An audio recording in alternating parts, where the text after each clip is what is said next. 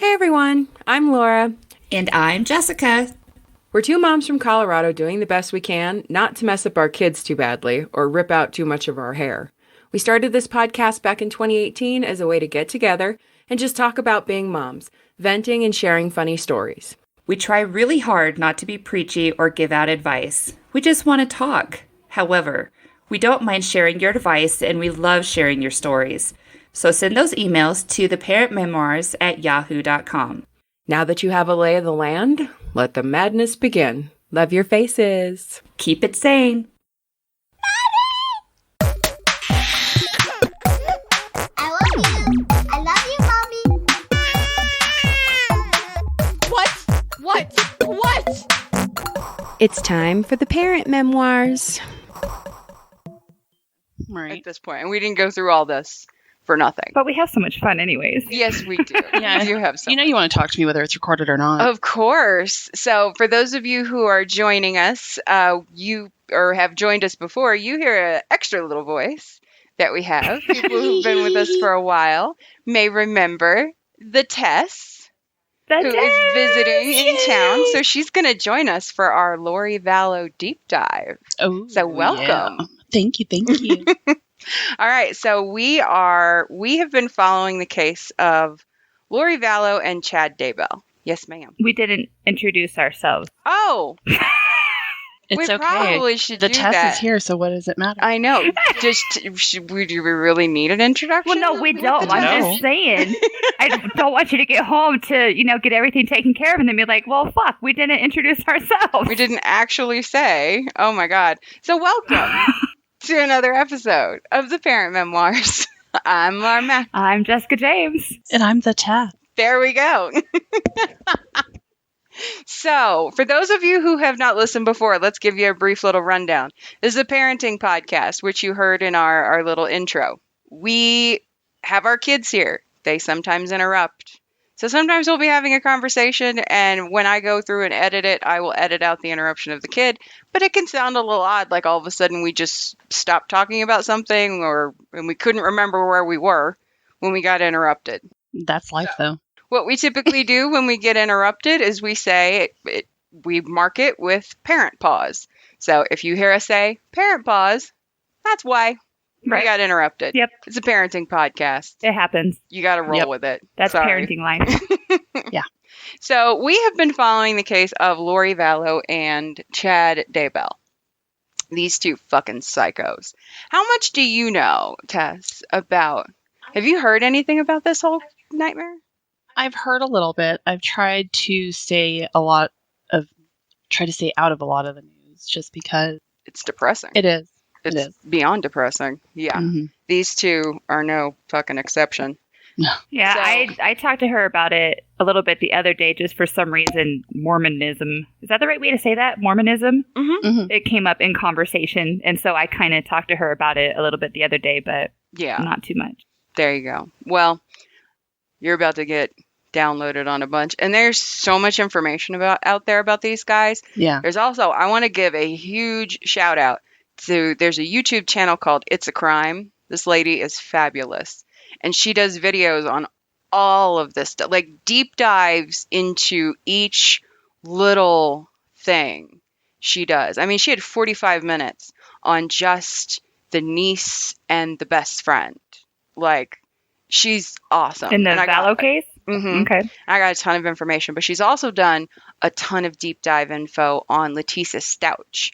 So I'm going to watch her videos Okay. for her bullshit. And we will probably do a deep dive on her too.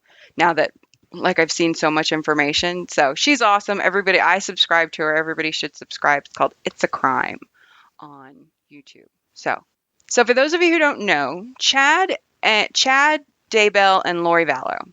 These two, the short version of the story is that Lori Vallow's two children were reported missing at the end of November, and the last time they were seen was September. The daughter, Tylee, 17, she was last seen on September 8th. The little one, JJ Vallow, who's 7, he was last seen on September 23rd. So after that, nobody's seen him. And who reported them again? So they're JJ's biological grandparents. And we'll get into that whole complicated. This is an extremely complicated case, just so everybody knows. Mhm. It is complicated, doesn't even begin. It's like a Quentin Tarantino film, Oh, yeah. like Pulp Fiction. Yeah. On meth. Like, it's a Quentin Tarantino film on meth. Yeah. It's absolutely insane. And throw in religious nut jobs Right. into it. Like, you're just, it's on a whole nother level of bonkers. Yeah. So the police did a wellness check at the end of November saying, hey, where are the kids? Right. They lied. It's funny how they lied about it. The lie they told is fucking hysterical. I'm like, really? That's what you told them? Okay, whatever. That night, after the police left, they booked it to Hawaii.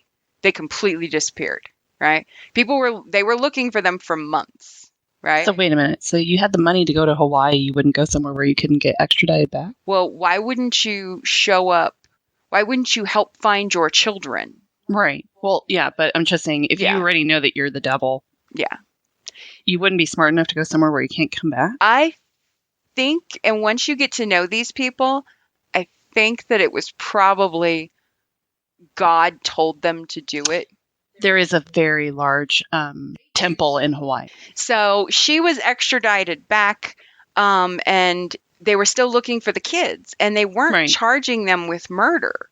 So we were thinking the working theory that I had when we talked about this, because we've talked about this on past episodes before, was that it came out that she believed that the kids were taken over by demons.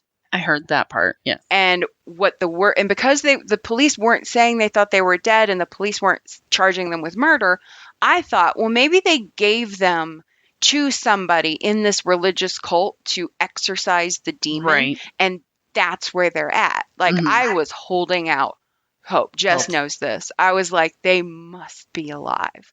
Like, because why wouldn't they be charged with murder? I don't understand it.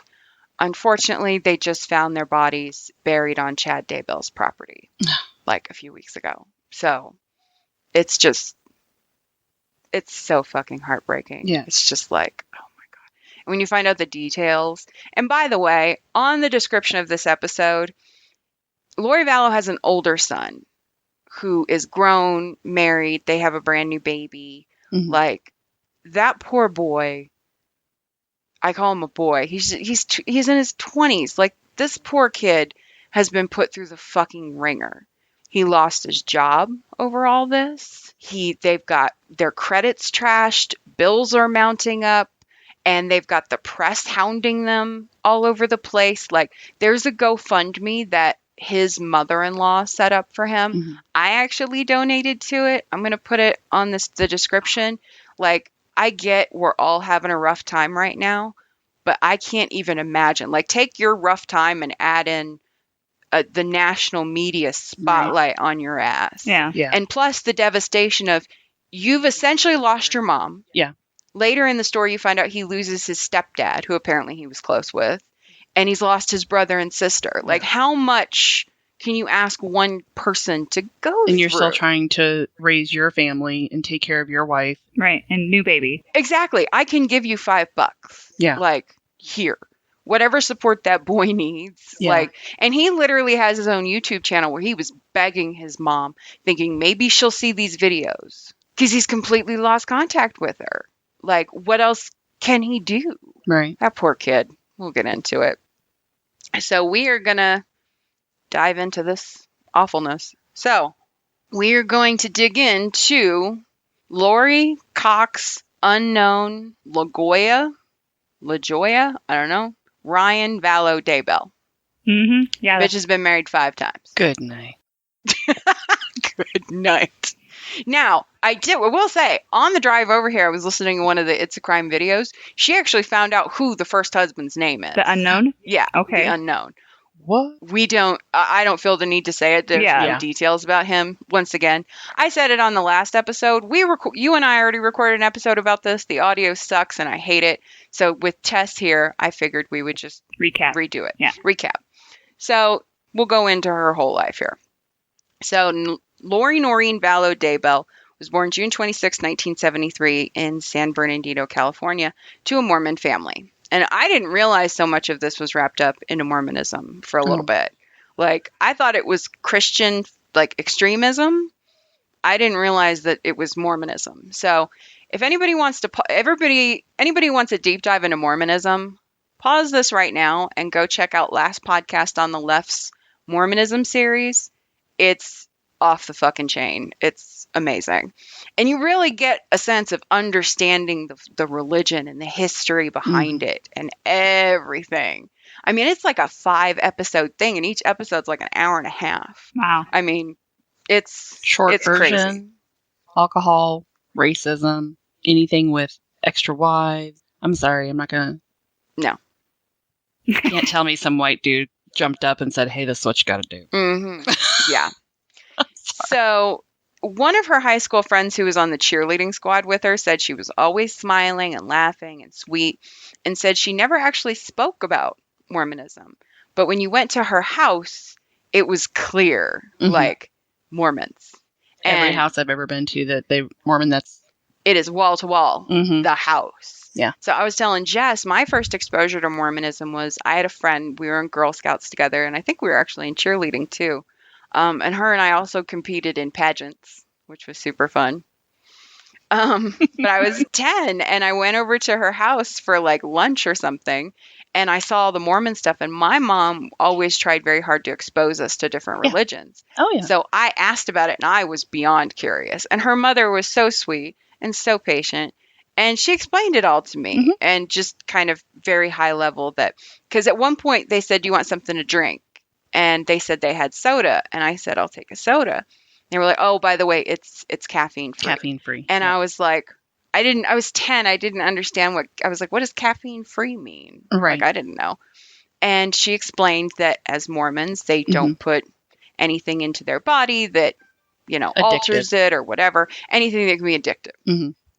And she was very patient. She explained the whole thing to me, and I was kind of fascinated. I was like, huh, okay, Right. that's interesting. Very nice.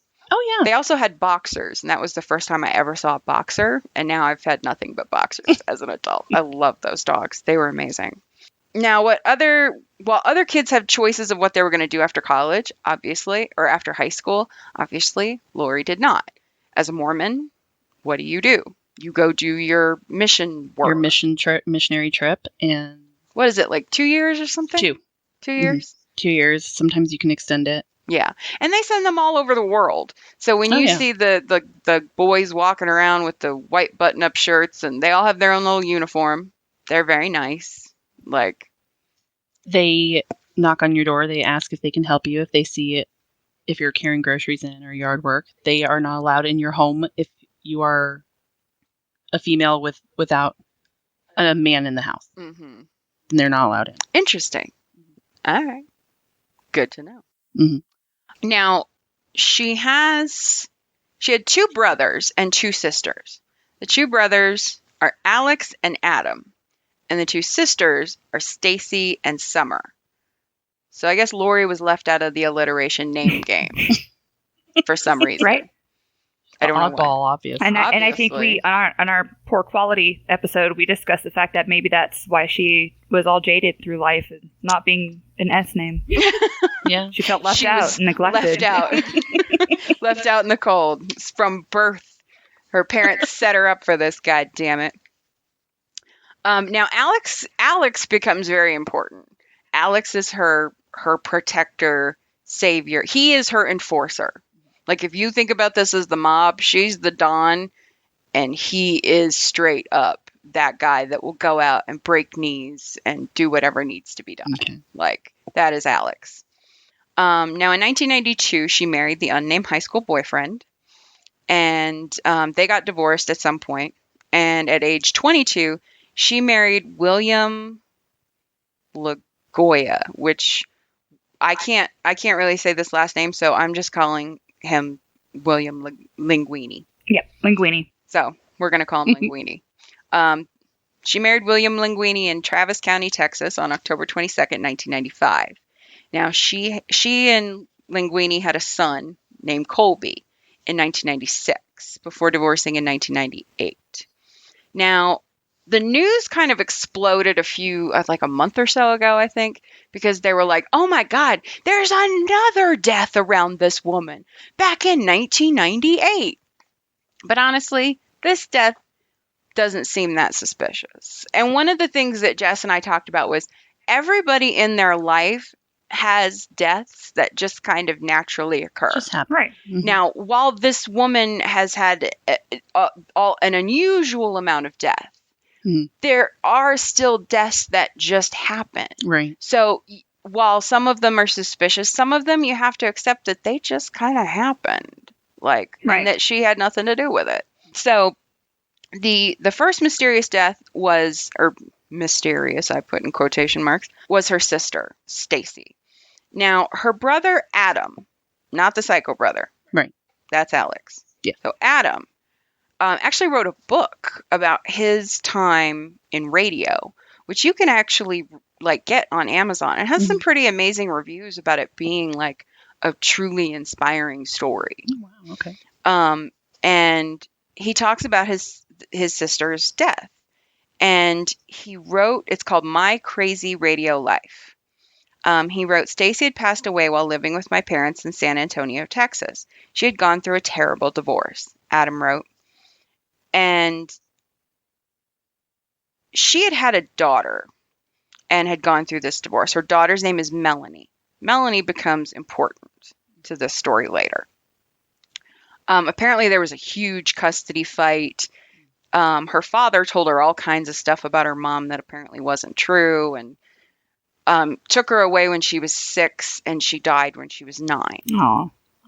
Yeah, it's really sad.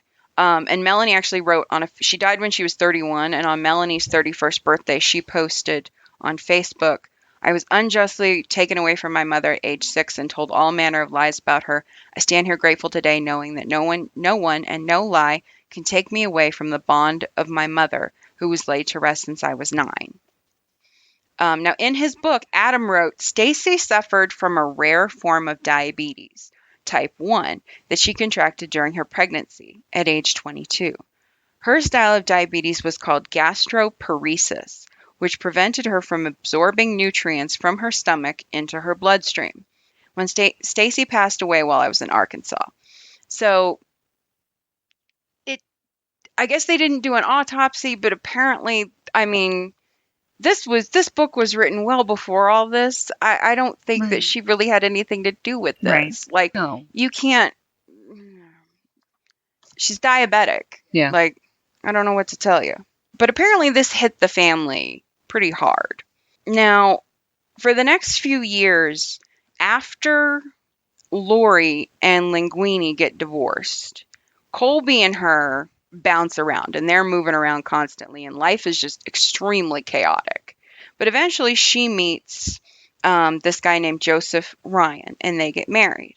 And Ryan legally adopted Colby, and they had a daughter, Tylee. Now, life was good for a while. Like, there wasn't all the bouncing around. Like, they were very stable. Everybody described Lori up until 2018. Everybody described Lori as like the perfect mom.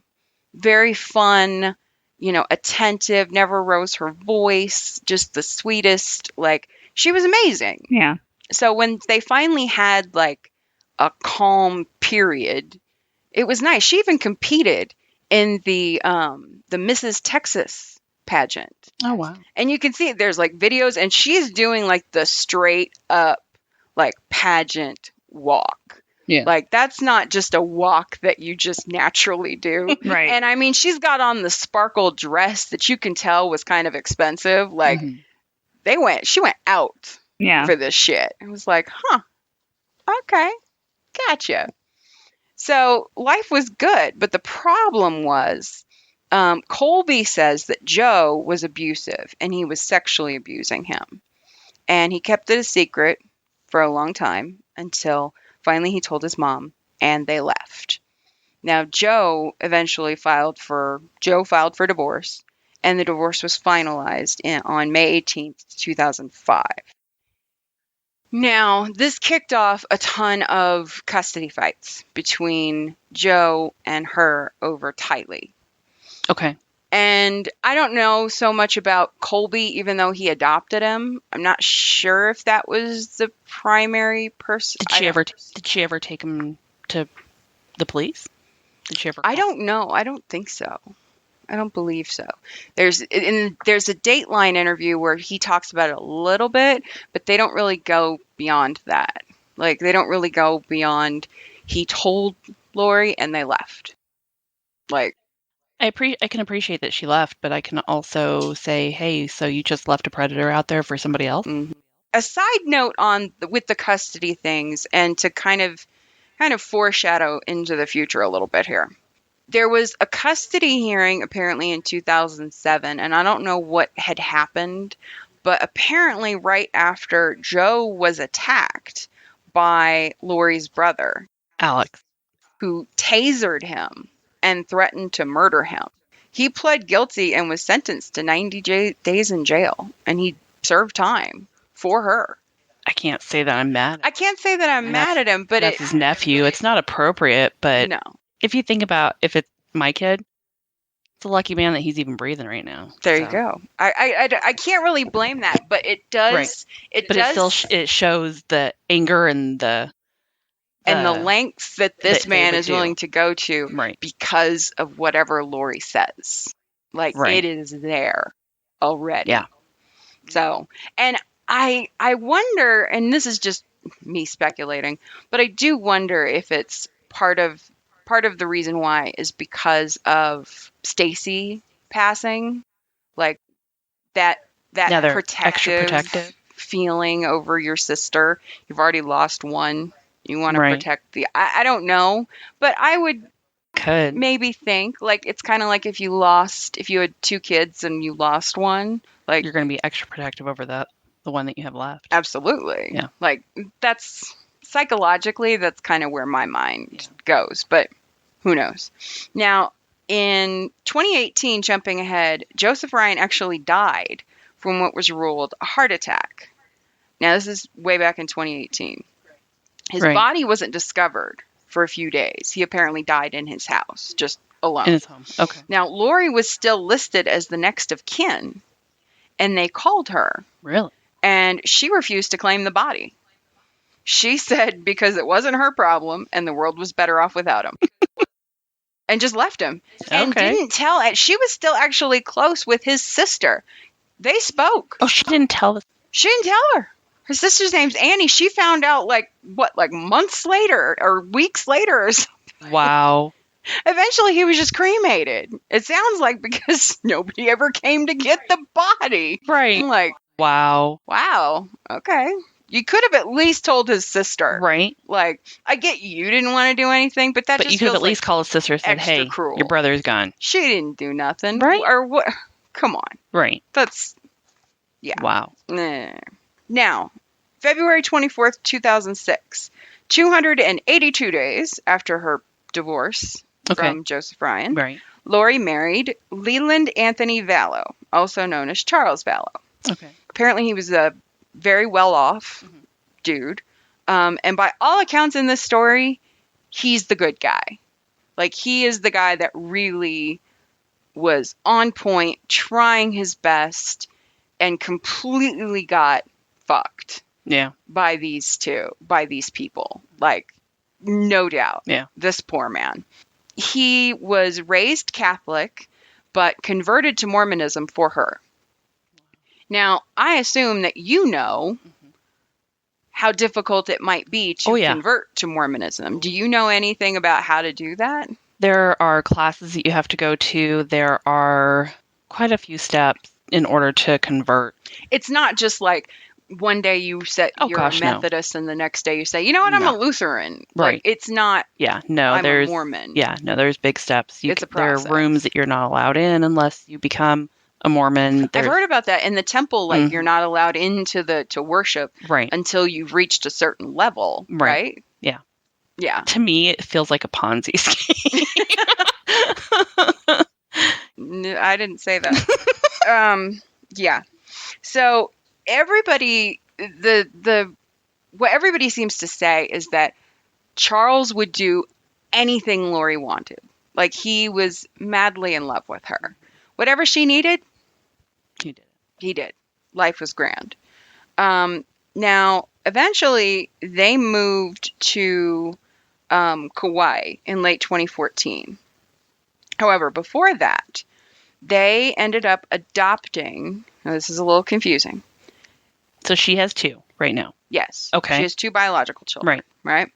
Colby, who's 17 Right. and at this point, and Tylee, who I believe is about 7 at this point. Okay. Now, what apparently happens is Charles Vallow's sister, Okay. has a child. And that child has a son, JJ. So this is Okay. Charles's grand nephew. Right. Okay. And he has special needs. He's autistic. Okay. And he needs to be in a place that's a lot more stimulating than the place he was in. Okay. So there was an opportunity to adopt him because Lori didn't work, and they had the resources, Yeah. the money, and the time Right. to really give him that stimulating environment that he needed. Try to give him the best. Yeah. Right. And they adopted him. Okay. Right.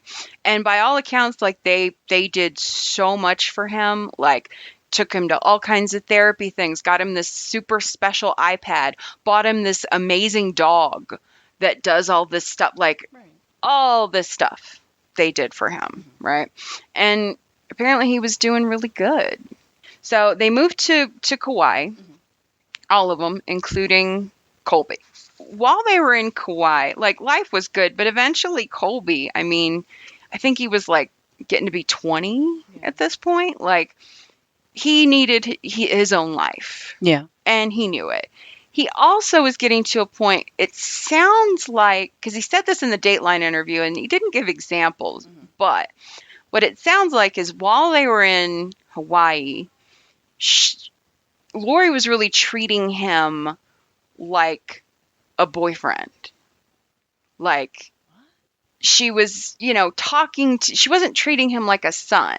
She was treating him like he's like you would treat a boyfriend, like, complaining to him, like kind of like complaining to him about stuff the way that you would complain to your husband. Right. Not how you would talk to your child.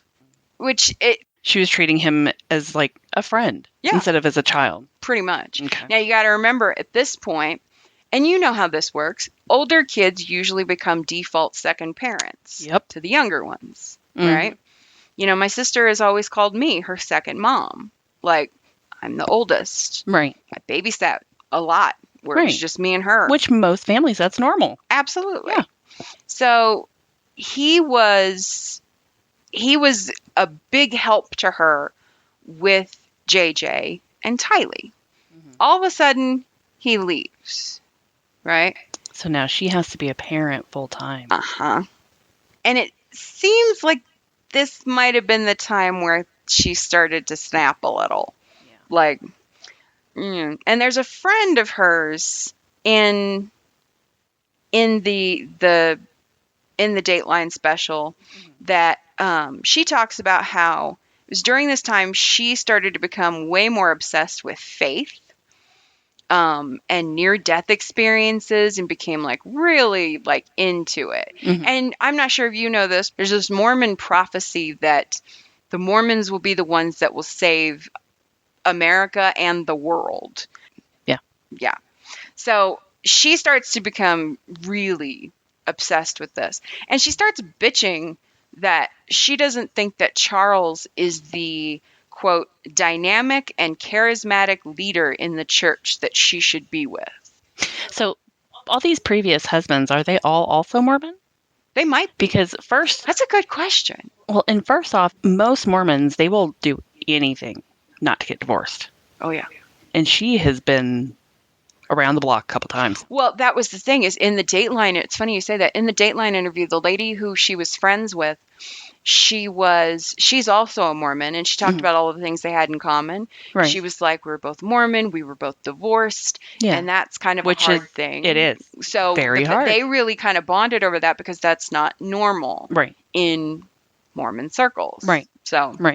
So she starts getting into all these near-death experience things, right? And she starts getting really into this author that she found who writes a lot of like Mormon doomsday fantasy fiction books, right? She gets into this author named Chad Daybell. And she becomes so obsessed. She's not just like I just told you about Last Podcast on the Left, right? I love Last Podcast on the Left. A little obsessed with it, not gonna lie. But what she started doing was like buying copies of his book and giving them to people. So it'd be like if I went out and got you Last Podcast on the Left's book and was like, here, you need to read this. It's yours. One or two, great. But when you, yeah. Okay. She really started getting into it, like, and being pushy with it. Like, you need to believe this too. Right. So let's talk about Chad Daybell. Okay. And his bullshit. So Chad Guy Daybell. I will never understand people with the name Guy. I don't get it. It's like the laziest name. Like, you may as well have just named him Hey You. Right? Or Dude. Or Fella. So Chad Guy Daybell was born August 11th, 1968 in Provo, Utah. Daybell's father is Jack, while his mother is named Sheila. Chad has a brother named Paul. Now, Chad studied and graduated with a bachelor's in, some websites said journalism and some said communications, from Brigham Young University, of course, in 1992. Now, according to his wife Tammy's obituary, spoilers, sorry, Tammy and Chad met during the summer following her freshman year at Brigham Young. So she was Mormon. They quickly fell in love and were married March 9th, 1990 in the Manti Temple. While Chad continued his schooling, Tammy supported the family by working as a secretary for Springville's park department. Chad worked at a cemetery as, quote, a cemetery sexton.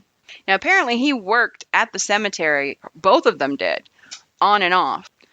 But he also talks about how much he loved this role and how much he would actually talk with, you know, mourning spouses and things and try to comfort them and all this other stuff. And I wonder, truly, if that's why he knew when Tammy died that they wouldn't necessarily do an autopsy. Probably. You would think that you would have information on would that. have learned that. Because I wondered, like, because Tammy eventually dies, I wondered, God, why would he risk that? What if they did an autopsy and caught him? But then I found out that they could opt out of it. And I'm like, I wonder if he knows that. They always say, you know, you have to autopsy unless it was just your family says. So I would think he would have learned that somewhere along the way. So wait, you can opt out of having an autopsy performed? Apparently, if they don't think there's a crime, it's up to the family. Okay, and the family so the family has to pay if they for suspect it's natural causes. I don't know, that seems like a pretty big loophole. A little bit. Unless it's like blatantly obvious. Now the cops got suspicious fucking fast. Yeah. So we'll talk about that. Now they ended up having 5 kids. I'm not going to say their kids' names. I think the kids still support their father. I don't feel the need to say their names. I don't think anybody else should say their names. They didn't do anything wrong. Right. Leave them out of it. Leave them out of it. Yeah.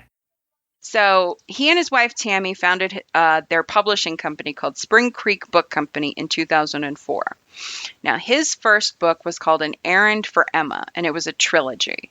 The second was called Doug's Dilemma, and the third was called Escape to Zion. And they put on their website that their objective is to publish high-quality, uplifting products that will strengthen and bless the lives of families. The company only publishes material that supports the values of the LDS Church.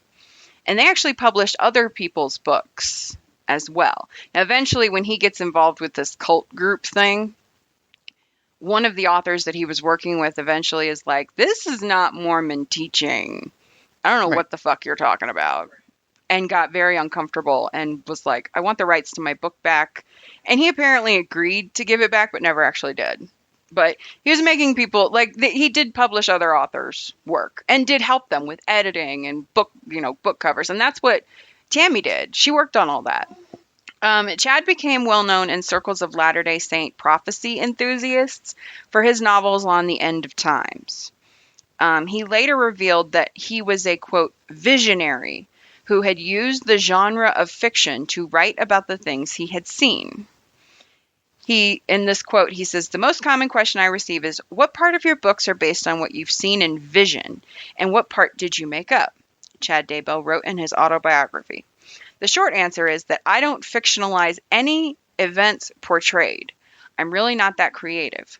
My, quote, torn veil allows information to be downloaded into my brain from the other side. The scenes I am shown are real events that will happen. So now you can tell the future? So, yes. Now, here's the thing. Here's what this whole thing is about with the whole veil thing. Chad says when he was 17, he had a near-death experience while cliff jumping.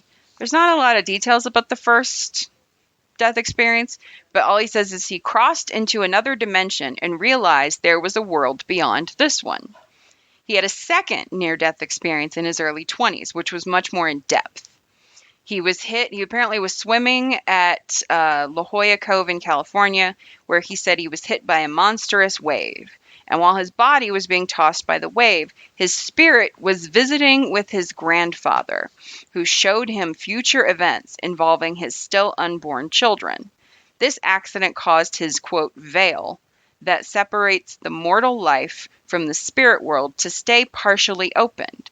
So he often feels as if he has a foot in both worlds. And Now, there's a rumor, the dailymail.com reported that Chad Daybell was actually excommunicated before all this even happened from the Mormon Church for claiming that he's a prophet. Because he is saying he can predict the future. He is saying he's a prophet. Right. Basically. And I mean, there are so many instances in this where he's like, no, God told me. Like, God told me we need to move to Rexburg, Idaho. Like, they were living in Utah. And all of a sudden, he just tells his wife one day, God told me we're moving to Idaho. And she's like, what are you talking about?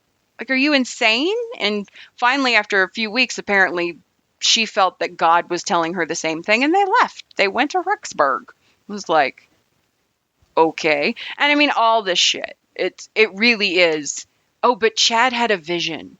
I'm like, it's so funny how these visions are always something that's good for you. It's never a vision of give up all your money and help people. Exactly. According to a person who knew both Chad and Lori, here's how their relationship began. Because they met in 2018. Okay. So this woman named Melanie Gibb. Now, once again, the story is highly confusing. There are two Melanies. There's Melanie Gibb, who is her friend. There is Melanie Boudreau, who is her niece. Okay. And Melanie Boudreau eventually becomes Melanie Pulowski. So you'll hear three Melanie names float around a lot in this story. Okay. Bear with me. Good Lord. I'm telling you, this case gets so bonkers and confusing to where you're just like, how the fuck? How did we get here? Soap opera. Good. Totally. All right. So Melanie Gibb, she was a close friend of Lori's and she knew Chad well. Okay. Now, Melanie and Lori met when Gibb was teaching a class at her church in Arizona. Okay. Right? And after the class, Lori approached Gibb and shared some of her personal spiritual experiences. Gibb said the two just became instant friends. You're like, you know how you meet those people that are just like... You feel like you've known them for years. Absolutely. Yeah. Like I was telling Jess that when the quarantine was first lifted, I really wanted to get my nails done, like badly. But I really didn't want to go to a salon because I'm like, I don't know. Like, that seems like a place that is just waiting to give you some shit. Like, no. So Tanya found this woman on Facebook who is a mobile nail salon. She comes to you, right? And it's literally the same price as going to the salon. Usually it's more expensive, so that's a good deal. I was like, you come to my house, I don't have to go to the fuck yeah. Yeah. Plus, this lady is a former healthcare worker, so she understands like Sanitation. the personal protective, the PPE stuff and all that stuff. And I mean, she showed up, she literally on her like nail files, there's like a overlay thing that is the file part. Yeah. As soon as she's done with you filing your nails, she rips it off. So there's a new file. So not even a nail file has touched another person. Right. Like, nice. It's amazing. And her and I instantly hit it off. Like, she was that person. We're just chit-chatting and having a grand old time. Now her and I text, and we did just become those instant friends. Yeah. Like, oh, yeah. It just... Where have you been my whole life? Exactly. Exactly. Where have you been my whole life? So, they become insta-close. Now, a few weeks after meeting Lori, the two traveled to a conference in St. George, Utah. Okay. Chad was speaking at the conference. All right. Okay. So Lori approached him, and according to Gibb, the two of them just hit it off immediately. Okay. And not long after that, Chad was actually in Arizona for another event. And he and Gibb were invited by Lori to stay at her home. And she's still married to this other gentleman, to Charles. Yep. Okay. Still married to Charles. Now, because they've moved back from Arizona or from Hawaii. At this point. Okay. They're back in Arizona now. And her first child already moved out. He's gone. Okay. He's gone. Yeah.